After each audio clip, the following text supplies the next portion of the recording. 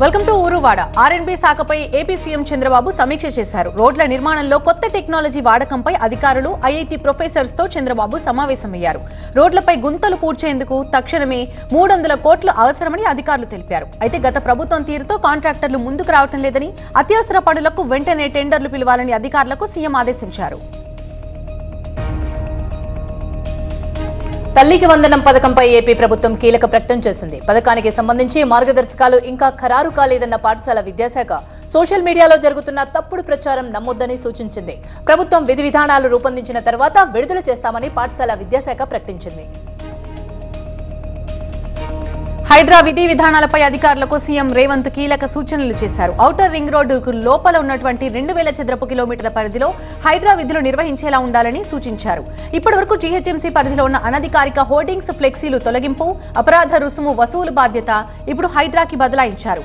HMDA, water works, disaster management, municipal విభాగాల మధ్య ఎప్పటికప్పుడు సమన్వయం ఉండేలా చూడాలన్నారు సీఎం రేవంత్. మొత్తంగా ఒక బలమైన వ్యవస్థగా హైడ్రా ఉండాలని తెలిపారు సీఎం. ఐవీఎఫ్ ఒక అధునాతన సంతానోత్పత్తి చికిత్స. అనేక దంపతులకు తల్లిదండ్రులు కావాలనే వారి కలను నెరవేర్చుకోవడానికి సహాయపడుతుంది. ఈ రోజే ఓఎస్ఎస్ ఫర్టిలిటీని సందర్శించండి. సీఎం రేవంత్ రెడ్డిపై విమర్శలు గుప్పించారు బీజేపీ ఎంపీ రఘునందన్ రావు. ఒక పరీక్షకు మరో పరీక్షకు మధ్య 30 రోజులు గడువు ఇవ్వాలని కోరితే ప్రతిపక్షాలపై విమర్శలు చేయడం సిగ్గుచేటని మండిపడ్డారు. గుంపు మేస్త్రికి అధికారులు ఈ విషయం చెప్పలేదేమో అన్నారు. నిరుద్యోగ వృత్తి ఇవ్వడానికి ప్రభుత్వం దగ్గర నిధులు లేవని, కానీ సీఎం రేవంత్ మాత్రం నెలకు 4 లక్షల జీతం తీసుకుంటున్నారని అన్నారు. కూటమి సర్కార్పై ఫైర్ అయ్యారు మాజీ మంత్రి పేర్ని నాని. కూటమి పార్టీల నేతలు ఎన్నికల ముందు ఏం చెప్పారు, ఇప్పుడేం చేస్తున్నారని ప్రశ్నించారు. హామీల విషయంలో తామేం చేయలేమన్నట్టుగా అధికార కూటమి వ్యవహరిస్తోందని, తప్పుడు లెక్కలతో ప్రజలను మోసం చేస్తున్నారని విమర్శించారు పేర్ని నాని. ఖజానా ఖాళీ అనే విషయం హామీలిచ్చే సమయంలో తెలీదా అని ప్రశ్నించారు పేర్ని. గత వైసీపీ పాలనపై మండిపడ్డారు మంత్రి అచ్చెన్నాయుడు. 2019 నుంచి 2024 మధ్య వ్యవసాయ శాఖకు తాళం వేశారని, అసలు వ్యవసాయ శాఖ ఉందో లేదో తెలియని పరిస్థితి ఉండేదని చెప్పారు. రైతులు ఎవరూ అధైర్యపడొద్దని, ప్రతి రైతు ఆత్మగౌరవంతో బతికేలా పనిచేస్తామన్నారు. మంత్రిగా బాధ్యతలు చేపట్టిన అచ్చెన్నాయుడు 6 ఫైళ్లపై సంతకం చేశారు. బీఆర్ఎస్ నుంచి వలసలు ఇంకా కొనసాగుతున్నాయి. కాసేపట్లో కాంగ్రెస్ లో చేరనున్నారు రాజేంద్రనగర్ ఎమ్మెల్యే ప్రకాష్ గౌడ్. సీఎం రేవంత్ రెడ్డి సమక్షంలో కాంగ్రెస్ కండువా కప్పుకోనున్నారు. ప్రకాష్ గౌడ్ తో పాటు కాంగ్రెస్ లో చేరనున్నారు మున్సిపల్ చైర్మన్, కౌన్సిలర్లు. రేపు కూడా బీఆర్ఎస్ ఎమ్మెల్యేల చేరికలుంటాయంటూ ప్రచారం జోరుగా జరుగుతోంది. పార్టీ ఫిరాయింపులపై మంత్రి శ్రీధర్ బాబు కీలక వ్యాఖ్యలు చేశారు. ఫిరాయింపులపై మాట్లాడే నైతిక హక్కు బీఆర్ఎస్ కు లేదన్నారు. తాము ఎవరిని రమ్మని పిలవడం లేదని, ఫిరాయింపులను ప్రోత్సహించడం లేదని చెప్పారు. ఎవరైనా తమ పార్టీలోకి వస్తామంటే వద్దంటామా అని ప్రశ్నించారు. కాంగ్రెస్ ఎమ్మెల్యేల్ని గతంలో భయపెట్టి బీఆర్ఎస్ చేర్చుకుందన్నారు. బీఆర్ఎస్ లో మిగిలి ఆ 4 ఎమ్మెల్యేలు ఎవరో ఆ పార్టీ నేతలే చెప్పాలన్నారు. ఫిరాయింపులపై బీఆర్ఎస్ నేతల విమర్శలకి కౌంటర్ ఇచ్చారు కాంగ్రెస్ నేత షబ్బీర్ అలీ. ముందు ఫిరాయింపులకు పాల్పడింది ఎవరని ప్రశ్నించారు. రాజీనామా చేయకుండా గతంలో బీఆర్ఎస్ లో 46 మందిని చేర్చుకున్నారని, తన మాటలు వాస్తవం కాదని కేటీఆర్ రుజువు చేయాలన్నారు. రుజువు చేస్తే పదవికి రాజీనామా చేస్తారని, లేకుంటే కేటీఆర్ రాజీనామా చేయాలన్నారు. బీఆర్ఎస్ సమాధి అయిందన్నారు కాంగ్రెస్ ఎమ్మెల్యే రాజగోపాల్ రెడ్డి. కేసీఆర్ ను జైలుకు పంపడమే మరో లక్ష్యమన్నారు. బీఆర్ఎస్ లో ఎవరూ ఉండరు, హరీష్ రావు బీజేపీలోకి వెళ్తారన్నారు. జగదీష్ రెడ్డి జైలుకు వెళ్లే వ్యక్తి. జైలుకు వెళ్లే వారిని మేం కాంగ్రెస్ లో చేర్చుకోమన్నారు కోమటిరెడ్డి రాజగోపాల్ రెడ్డి. ఖైరతాబాద్ ఎమ్మెల్యే దానం నాగేందర్ కీలక వ్యాఖ్యలు చేశారు. త్వరలో బీఆర్ఎస్ ఎల్పీ కాంగ్రెస్ లో విలీనం కాబోతుందన్నారు. ఆ పార్టీలో మిగిలేది 4 ఎమ్మెల్యేలు మాత్రమేనని, బీఆర్ఎస్ పార్టీ కార్యాలయాన్ని కేటీఆర్ కార్పొరేట్ కంపెనీ లాగా నడిపారని తెలిపారు. కేసీఆర్ ని కలవాలంటే ఎమ్మెల్యేలకి అపాయింట్మెంట్ కూడా దొరికేది కాదన్నారు. ఒకవేళ దొరికినా గంటల తరబడి వెయిట్ చేయించేవారన్నారు దానం. గాంధీభవన్ లో కురియన్ కమిటీ అభిప్రాయ సేకరణ ముగిసింది. నిన్న లోక్సభ అభ్యర్థుల అభిప్రాయాలు సేకరించిన కమిటీ ఇవాళ ఎమ్మెల్యేలు, నియోజకవర్గ ఇన్ఛార్జ్ల నుంచి గెలుపు అవకాశం ఉన్న స్థానాల్లో ఓటమికి కారణాలపై ఆరా తీశారు. ఈ నెల 21న ఏఐసీసీకి రిపోర్ట్ ఇవ్వనుంది కురియన్ కమిటీ. శంషాబాద్ లో జరిగిన బీజేపీ రాష్ట్ర కార్యవర్గ సమావేశాల్లో 4 తీర్మానాలు చేశారు. 3వ ప్రధానిగా బాధ్యతలు చేపట్టిన మోదీని అభినందిస్తూ తీర్మానం చేశారు. తెలంగాణలో 8 ఎంపీ సీట్లు గెలిచిన ప్రజలకు సెల్యూట్ చేశారు. రాబోయే స్థానిక సంస్థల ఎన్నికల్లోనూ బీజేపీ సత్తా చాటాలని, అందుకు తగ్గట్టుగానే క్యాడర్ సన్నద్ధం కావాలని పిలుపునిచ్చారు కేంద్ర మంత్రి బండి సంజయ్. 6 గ్యారంటీల నుంచి ప్రజల దృష్టి మరల్చేందుకే కాంగ్రెస్ పార్టీ ఫిరాయింపులకు పాల్పడుతుందన్నారు. కాంగ్రెస్ బీఆర్ఎస్ పై కేంద్ర మంత్రి కిషన్ రెడ్డి ఫైర్ అయ్యారు. ఈ రెండు పార్టీల DNA ఒకటేనని, అవి అవినీతికి పార్టీలని చెప్పారు. రేవంత్ ఒక్క రేషన్ కార్డు కూడా ఇవ్వలేదన్నారు. అప్పులు చేయడం, భూములు అమ్మడం, మద్యాన్ని అమ్మడమే ప్రభుత్వం లక్ష్యంగా పెట్టుకుందన్నారు. 10 ఏళ్లు అధికారం వెలగబెట్టిన బీఆర్ఎస్ ఒక్క ఎంపీ సీటు గెలవలేకపోయిందని, 44 అసెంబ్లీ స్థానాల్లో బీజేపీ 2వ స్థానంలో ఉందన్నారు కిషన్ రెడ్డి. లోక్సభ ఎన్నికల్లో గెలుపు కోసం కాంగ్రెస్ పార్టీ అబద్ధాలు ప్రచారం చేసిందని ఆరోపించారు ఎంపీ డీకే అరుణ. ఓడిపోతామనే భయంతో సీఎం రేవంత్ రెడ్డి చివరికి ఇన్ఛార్జి బాధ్యతల నుంచి తప్పుకున్నారని ఆమె ఎద్దేవా చేశారు. ఇప్పుడు స్థానిక సంస్థల్లో బలోపేతమైతే రానున్న అసెంబ్లీ ఎన్నికల్లో కూడా బీజేపీదే విజయమన్నారు ఎంపీ డీకే అరుణ. దక్షిణ భారతదేశంలో బీజేపీ బలపడుతుందన్నారు కేంద్ర మంత్రి ధర్మేంద్ర ప్రధాన్. తెలంగాణ అభివృద్ధికి బీజేపీ కట్టుబడి ఉందని చెప్పారు. తెలంగాణలో బీజేపీని నంబర్ 1 గా మార్చేందుకు మా దగ్గర 1500 రోజుల ప్రణాళిక ఉందని చెప్పారు. బీజేపీలో చేరిన వారంతా పాతవారేనని, ఈటెల పార్టీకి కొత్త కాదన్నారు. వనపర్తి కలెక్టరేట్ లో రైతులతో సమావేశమైంది Rythu Bharosa cabinet sub committee. మంత్రులు తుమ్మల నాగేశ్వరరావు, పొంగులేటి శ్రీనివాసరెడ్డి, జూపల్లి కృష్ణారావు, దామోదర రాజనరసింహ, ఉమ్మడి జిల్లా ఎమ్మెల్యేలు ఈ భేటీకి హాజరయ్యారు. రైతు భరోసా పథకంపై అభిప్రాయాలు సేకరించింది ఈ కమిటీ. డిప్యూటీ సీఎంగా బాధ్యతలు చేపట్టాక తొలిసారి పంచాయతీరాజ్ రూరల్ డెవలప్మెంట్ కార్యాలయానికి వచ్చారు పవన్ కళ్యాణ్. పంచాయతీరాజ్ శాఖ అధికారులతో పవన్ సమీక్ష చేశారు. పంచాయతీలకు నిధులు లేవని, నిర్వీర్యమైన అయిపోయాయని అని చెప్పారు. ఏటా 243 కోట్ల రూపాయల విలువైన వ్యర్థాల్ని పారేస్తున్నామని, వాటి నుంచి ఆదాయం పొందవచ్చన్నారు పవన్ కళ్యాణ్. ఉత్తరాంధ్రపై ఏపీ సీఎం చంద్రబాబుది సవతి తల్లి ప్రేమ అని విమర్శించారు మాజీ మంత్రి గుడివాడ అమర్నాథ్. ముఖ్యమంత్రిగా చంద్రబాబు ఏం చేస్తారో చెప్పకుండా జగన్ను నిందించడానికే పరిమితమయ్యారని మండిపడ్డారు. చంద్రబాబుకున్న మార్కెటింగ్ స్కిల్స్ ప్రపంచంలో మరో నేతకు ఉండవని ఎద్దేవా చేశారు అమర్నాథ్. సూపర్ 6 అమలుపై ఏపీ ప్రభుత్వాన్ని ప్రశ్నించారు ఏపీసీసీ చీఫ్ షర్మిల. మహిళలకు ఉచిత బస్సు ప్రయాణం ఎప్పుడు కల్పిస్తారో చెప్పాలని ఆమె డిమాండ్ చేశారు. తెలంగాణ, కర్ణాటకలో ఈ పథకం అమలు చేస్తున్నారన్నారు. ఈ పథకం అమలు చేయడం చాలా సులభమని, ఇందులో పెద్దగా విధి విధానాలు ఏమీ ఉండవని చెప్పారు షర్మిల. అసెంబ్లీ ఆవరణలో బీజేఎల్పీ సమావేశం జరిగింది. బీజేఎల్పీ నేత మహేశ్వర్ రెడ్డి అధ్యక్షతన జరిగిన సమావేశంలో అసెంబ్లీ సమావేశాల్లో అనుసరించాల్సినటువంటి వ్యూహాలపై చర్చించారు. బడ్జెట్ సమావేశాల్లో రాష్ట్ర ప్రభుత్వ వైఫల్యాలపై ఎలా ఇరుకున పెట్టాలన్న అంశంపై సమాలోచనలు చేశారు. ఉద్యోగ నోటిఫికేషన్స్, జాబ్ క్యాలెండర్, రైతు రుణమాఫీ వంటి అంశాలపై ప్రభుత్వాన్ని ప్రశ్నించాలని నిర్ణయించారు.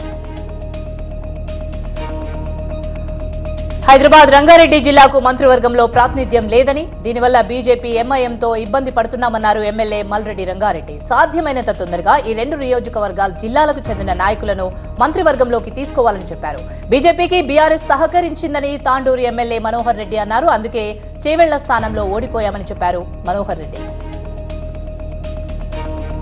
ఏపీలో రేషన్ బియ్యం అక్రమ రవాణాపై ఉక్కుపాదం మోపుతున్నారు అధికారులు. ప్రధానంగా కాకినాడ పోర్ట్ కేంద్రంగా పీడీఎస్ బియ్యం అక్రమ రవాణా జరుగుతున్నట్టు గుర్తించిన అధికారులు ఎక్కడికక్కడ సోదాలు నిర్వహిస్తున్నారు. ఇప్పటి వరకు 13 గోడౌన్స్ లో 51,427 మెట్రిక్ టన్నుల బియ్యంని సీజ్ చేశారు. కాకినాడ కలెక్టర్ షాన్ మోహన్ ఈ విషయం తెలియజేశారు. వాటి విలువ సుమారు 200 కోట్లుంటుందని తెలిపారు. అమాయకులే టార్గెట్ గా రెచ్చిపోతున్న సైబర్ కేటుగాళ్లకు అంతే స్థాయిలో కౌంటర్ ఇస్తున్నారు పోలీసులు. బాధితుల ఫిర్యాదులతో రంగంలోకి దిగిన పోలీసులు కేటుగాళ్లు కొట్టేసిన సొమ్మును ఫ్రీజ్ చేశారు. నిన్న ఒక్కరోజే 97 లక్షల రూపాయలు ఫ్రీజ్ చేశారు. అయితే ఓ కేసులో సొమ్ము కొట్టేసిన 22 నిమిషాల్లోనే 17,45,000 రూపాయలు ఫ్రీజ్ చేశారు. అయితే దీంతో సిసిఎస్ పోలీసుల పనితీరుపై హర్షం వ్యక్తమవుతోంది. అనంతపురం జిల్లా తాడిపత్రి పట్టణానికి చెందిన 6 చిన్నారులు బుక్ ఆఫ్ వరల్డ్ రికార్డ్స్ లో చోటు సంపాదించారు. -2 డిగ్రీల ఉష్ణోగ్రతలో ఉత్తరాఖండ్లోని కేదార్నాథ్ ఆలయం దగ్గర గంటన్నర పాటు కూచిపూడి నృత్యం చేసి రికార్డు సృష్టించారు. చిన్నారులని జిల్లా కలెక్టర్ వినోద్ కుమార్ అభినందించారు. వందన డాన్స్ అకాడమీ బృందం డిప్యూటీ సీఎం పవన్ కళ్యాణ్ ని కలుస్తారు. ఎంపీగా గెలిచాక తొలిసారి సొంత జిల్లా కడపకు వచ్చిన సీఎం రమేష్ దేవుని కడప ఆలయం అమీన్పూర్ దర్గాను దర్శించుకున్నారు. కడపకు కొందరు చెడ్డ పేరు తీసుకొస్తే తాను పుట్టా మహేష్ మంచి పేరు తెచ్చామన్నారు. అనకాపల్లి ఎంపీనైనా కడప జిల్లా సమస్యలపై కూడా దృష్టి పెడతానన్నారు సీఎం రమేష్. గత ప్రభుత్వంలో జరిగిన హౌసింగ్ స్కామ్ పై విచారణ జరిపిస్తామన్నారు. మాజీ మంత్రి పెద్దిరెడ్డి రామచంద్రారెడ్డికి మరో షాక్ తగిలింది. పార్టీకి పదవికి రాజీనామా చేశారు పులిచెర్ల జెడ్పీటీసీ మురళీధర్. పెద్దారెడ్డికి ఆయన ప్రధాన అనుచరుడిగా తెలుస్తోంది. అయితే మురళీధర్ బాటలోనే 4 ఎంపీటీసీలు, 7 సర్పంచ్లు కూడా పార్టీకి రాజీనామా చేశారు. జెడ్పీసీఓ అందుబాటులో లేకపోవడంతో జిల్లా కలెక్టర్కి రాజీనామా పత్రాలు సమర్పించారు ప్రజాప్రతినిధులు. డిఎస్సీ ప్రిపరేషన్ కోసం అభ్యర్థులకు తగినంత సమయం ఇవ్వాలని వెంటనే డిఎస్సీ వాయిదా వేయాలని బీఆర్ఎస్ నేత ఎర్రోల శ్రీనివాస్ డిమాండ్ చేశారు. డిఎస్సీ అభ్యర్థులు కోరుతున్న 45 రోజుల గడువు న్యాయమైందని, తాము కూడా అదే అడుగుతుంటే బీఆర్ఎస్ వారి వెనుక ఉన్నట్టు ప్రభుత్వం భయపడుతుందని చెప్పారు. అందుకే బీఆర్ఎస్ ఎమ్మెల్యేలను అర్ధరాత్రి కాంగ్రెస్ లో చేర్చుకుంటున్నారని ఎర్రోల శ్రీనివాస్ విమర్శించారు. విజయవాడలో జూనియర్ డాక్టర్స్ ఆందోళన బాట పట్టారు. ఐసీయూలో ట్రీట్మెంట్ పొందుతున్న ఒక పేషెంట్ మృతికి డాక్టర్లే కారణమంటూ బంధువులు తమపై దాడి చేయడానికి నిరసనగా ఈ ఆందోళన చేపట్టారు. వైద్యులపై దాడి చేసిన వారిపై చర్యలకు డిమాండ్ చేస్తున్నారు. తమకు రక్షణ కల్పించి ఆసుపత్రుల్లో సిబ్బందిని పెంచాలని కోరుతున్నారు జూనియర్ డాక్టర్స్. బెజవాడ ఇరిగేషన్ కార్యాలయంలో మంటలు చెలరేగాయి. ఎగిసిపడుతున్న మంటలకు రికార్డులు, కంప్యూటర్లు కాలిపోయాయి. అగ్ని ప్రమాదం యాదృచ్ఛికమా లేక ఉద్దేశపూర్వకంగా జరిగిందా అనే కోణంలో పోలీసులు దర్యాప్తు చేస్తున్నారు. ఓ యువకుడిపై తాను 3rd డిగ్రీ ప్రయోగించానంటూ వస్తున్నటువంటి ఆరోపణలపై స్పందించారు మహబూబాద్ జిల్లా తొర్రూరు ఎస్ఐ జగదీష్. సురేష్ పై తాను ఎలాంటి 3rd డిగ్రీ ప్రయోగించలేదని, తమపై కొంతమంది తప్పుడు ప్రచారాలు చేస్తున్నారని ఆరోపించారు జగదీష్. సురేష్ పై కక్ష సాధింపులకు పాల్పడలేదని చెప్తున్నారు ఆయన. హైదరాబాద్ లో జేహెచ్ఎంసీ మేయర్, కమిషనర్ ఆకస్మిక తనిఖీలు చేశారు. సఫిల్గూడలో లేక్ వ్యూ పార్క్ చెరువు నిర్వహణ తీరును పరిశీలించారు. గుర్రపుడెక్క పెరిగి దోమల బెడద ఎక్కువైందన్నారు కార్పొరేటర్ శ్రవణ్. స్థానిక సమస్యలను మేయర్ దృష్టికి తీసుకెళ్లారు మల్కాజ్గిరి కార్పొరేటర్. సమస్యలను పరిష్కరించాలని జోనల్ కమిషనర్ ను ఆదేశించారు మేయర్. ఎర్రమంజిల్ ఆర్ఎండ్బి కార్యాలయంలో ఉద్యోగ సంఘాలతో భేటీ అయ్యారు మంత్రి కోమటిరెడ్డి వెంకటరెడ్డి. ఉద్యోగుల సర్వీస్ రూల్స్ పై వారి అభిప్రాయాలని అడిగి తెలుసుకున్నారు మంత్రి. వారి సమస్యల్ని కూడా అడిగి తెలుసుకున్నారు. ఆర్ఎండ్బి స్పెషల్ సెక్రటరీ దాసరి హరిచందనతో మాట్లాడిన కోమటిరెడ్డి ఉద్యోగులకి భరోసా ఇచ్చారు. మాజీ ఎంపీ నందిగామ సురేష్ కు సిఆర్డీఏ నోటీసులు ఇచ్చింది. అమరావతి రాజధాని ప్రాంతంలోని ఉద్దండరాయనపాలెంలో ఉన్న సురేష్ భవనాన్ని అనుమతులు లేవని నోటీసులు ఇచ్చింది. అయితే వారంలోగా వివరణ ఇవ్వాలన్నారు అధికారులు. అనుమతులు లేని భవనాన్ని కూల్చేందుకు సిద్ధమవుతోంది ప్రభుత్వం. తెలంగాణలోని బీఆర్ఎస్ జిల్లా కార్యాలయాలు వరుస వివాదాల్లో చిక్కుకుంటున్నాయి. తాజాగా జనగామ జిల్లా బీఆర్ఎస్ ఆఫీస్ కి నోటీసులు ఇచ్చారు అధికారులు. ప్రభుత్వ స్థలం కబ్జా చేసి ఆఫీస్ నిర్మించినట్టు ఆరోపణలుచ్చాయి. దీంతో నిర్ణీత గడువులోగా సమాధానం ఇవ్వాలని ఆదేశాలిచ్చారు అధికారులు. నంద్యాల జిల్లా పగిడ్యాల మండలం ముచ్చుమురి కాలువలో సర్చ్ ఆపరేషన్ కొనసాగుతుంది. అచ్యుతాపురం హత్యకు గురైన బాలిక ఆచూకీ కోసం ఎన్డీఆర్ఎఫ్ బృందం కాలువలను జల్లెడపడుతోంది. ఈ నెల 7న పార్క్ లో ఆడుకుంటున్న బాలికను 3 మైనర్లు ఎత్తుకెళ్లి అత్యాచారం చేశారు. ఆ తర్వాత బాలికను చంపేసి శవాన్ని కాలువలో పడేశారు. నిందితులు చెప్పిన సమాచారంతో ఎన్డీఆర్ఎఫ్ బృందం 6 రోజులుగా కాలువలో గాలిస్తున్నప్పటికీ బాలిక ఆచూకీ దొరకలేదు. మంచిర్యాల జిల్లా చెన్నూరు ఫారెస్ట్ డివిజన్ కార్యాలయంలో పోడు భూములపై సమీక్ష నిర్వహించారు ఎమ్మెల్యే వివేక్ వెంకటస్వామి. చెన్నూరు, కోటపల్లి, భీమారం, జైపూర్ మండలాల్లోని పోడు భూముల సమస్యలపై రైతులతో మాట్లాడారు. మారణాయుధాలతో రీల్స్ చేస్తూ సోషల్ మీడియాలో పోస్ట్ చేస్తున్న 3 యువకులను నిర్మల్ పోలీసులు అరెస్ట్ చేశారు. యువకులు మారణాయుధాలతో అర్ధరాత్రి సమయంలో దొంగతనాలకు పాల్పడుతున్నారన్నారు ఎస్పీ. రీల్స్ పేరుతో పోస్టులు చేస్తూ అసాంఘిక కార్యక్రమాలకు పాల్పడుతున్నారని, వారిపై కఠిన చర్యలు తప్పవని హెచ్చరించారు. 2015లో సింగరేణికి కేటాయించిన నైని బొగ్గు గనుల్లో తవ్వకాలు చేపట్టడానికి సహకరించాల్సిందిగా డిప్యూటీ సీఎం భట్టి విక్రమార్క ఒడిశా సీఎంని కోరారు. నైని బొగ్గు గనుల తవ్వకానికి పూర్తిగా సహకరిస్తామని ఒడిశా సీఎం భరోసా ఇవ్వటమే కాకుండా తగిన చర్యలు చేపట్టాలని ఆ రాష్ట్ర ఉన్నతాధికారులకు ఆదేశాలు కూడా జారీ చేశారు. నాంపల్లి కోర్టులో ఫోన్ ట్యాపింగ్ కేసుకు సంబంధించి విచారణ జరిగింది. భుజంగరావు, తిరుపతన్న, ప్రణీత్ రావు దాఖలు చేసిన బెయిల్ పిటిషన్లను కోర్టు కొట్టివేసింది. ఫోన్ ట్యాపింగ్ కేసులో మాండేటరీ బెయిల్ పిటిషన్లు వేశారు నిందితులు. అయితే 3.5 నెలలు గడుస్తున్నా సక్రమంగా ఛార్జ్షీట్ వేయలేదని వాదించారు. తమను అరెస్ట్ చేసి 100 రోజులు దాటిందని కోర్టు దృష్టికి తీసుకెళ్లారు నిందితులు. విచారణ కీలక దశలో ఉన్నందున బెయిల్ ఇవ్వొద్దని కోరారు పోలీసులు. తీర ప్రాంత నిర్వహణపై ప్రణాళిక విడుదల చేశారు AP deputy CM Pawan Kalyan. తీర ప్రాంత నిర్వహణకు ఎన్సీసీఆర్, ఏపీసీజెడ్ఎంఏల మధ్య అవగాహన ఒప్పందం కుదిరింది. అయితే తీరం వెంబడి కోత సమస్య ఎక్కడెక్కడ ఉంది, రక్షణ చర్యల గురించి అధ్యయనం చేయాలని కూడా ఆదేశించారు డిప్యూటీ సీఎం. కోల్కతా ధూమ్నగర్ లోని ఓ ఐస్ క్రీం ఫ్యాక్టరీలో మంటలు చెలరేగాయి. ఉవ్వెత్తున ఎగిసిపడిన మంటలకు ఫ్యాక్టరీ మొత్తం కాలిపోయింది. రంగంలోకి దిగిన ఫైర్ సిబ్బంది మంటల్ని అదుపు చేశారు. అమర్నాథ్ యాత్రకి భక్తులు పోటెత్తుతున్నారు. Srinagar Panth Chowk army base camp నుంచి పోలీసుల భద్రత నడుమ భక్తులు బ్యాచ్ల వారుగా యాత్రకు వెళ్తున్నారు. ఉగ్ర దాడుల నేపథ్యంలో యాత్రికులను సైతం తనిఖీలు చేస్తున్నారు. వరదలతో ఢిల్లీ వాసులు అష్టకష్టాలు పడుతున్నారు. మునాగ్ బ్యారేజ్ కాలువ తెగడంతో జవానా ప్రాంతం నీట మునిగిపోయింది. ఇళ్లను వరద నీరు ముంచెత్తడంతో అవస్థలు పడుతున్నారు. అయితే కాలువ గండి పూడ్చడానికి మరమ్మతులు చేపట్టారు అధికారులు. ఫుట్పాత్ ను పూజా ఖేద్కర్ ఆక్రమించిందనే ఆరోపణలపై పూణే మున్సిపల్ అధికారులు స్పందించారు. ఆక్రమణలు నిజమే అని తేలడంతో వాటిని తొలగించాలని నిర్ణయించారు. జేసీబీలను తరలించి వాటిని కూల్చే ప్రక్రియను మొదలుపెట్టారు.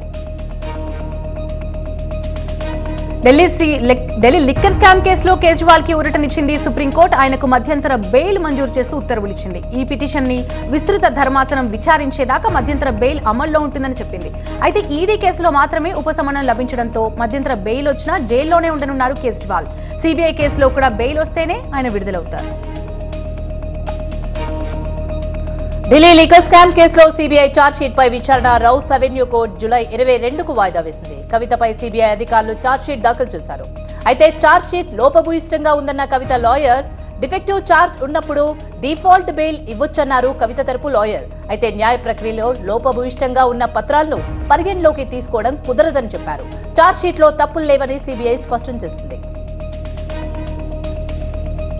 కేంద్ర ప్రభుత్వం కీలక నిర్ణయం తీసుకుంది. 1975 నాటి ఎమర్జెన్సీ విధింపునకు వ్యతిరేకంగా జూన్ 25వ తేదీని రాజ్యాంగ హత్య దినంగా ప్రకటించింది. ఈ మేరకు కేంద్రం గజెట్ నోటిఫికేషన్ ని విడుదల చేసింది. ఈ విషయాన్ని హోంమంత్రి అమిత్ షా ఎక్స్ వేదికగా ప్రకటించారు. ఎమర్జెన్సీ చీకటి రోజుల్లో ప్రజలు అనుభవించినటువంటి హింసను గుర్తు చేసుకుంటామన్నారు.